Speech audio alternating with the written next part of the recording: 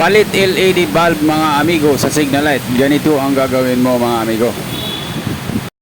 Galing to sa ibang pagawaan mga amigo. Ang nangyari nito mga amigo, pinalitan lang ng signal light, tapos pag uwi niya sa bahay, ganito na nangyari. Naka-hazard na kahit saan siya pumindot. Kaliwa, maro, kanan, puro na siya hazard.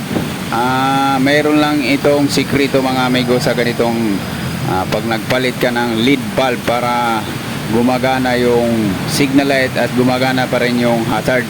Mayroon ka lang isang tanggalin dyan para hindi siya mag-hazard. Kasi pag hindi mo alam to mga amigo, mayroon lang isang party na hindi mo makuha, ay pag uwi mo siguradong ganito na ang mangyari, naka-hazard na. Ito lang yung dahilan mga amigo na kung bakit siya nag-hazard, dahil tumutulay siya dito sa peanut bulb na hindi mo pinalitan dito sa pinaka dashboard.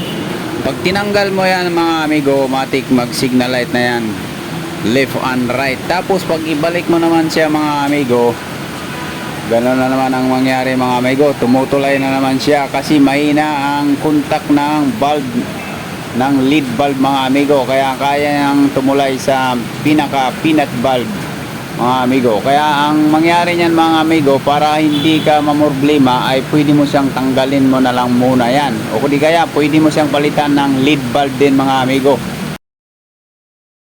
Yun lang mga amigo. Kung nagustuhan mo ang video, pa-like at pa-share para makatulong din sa iba. Maraming salamat.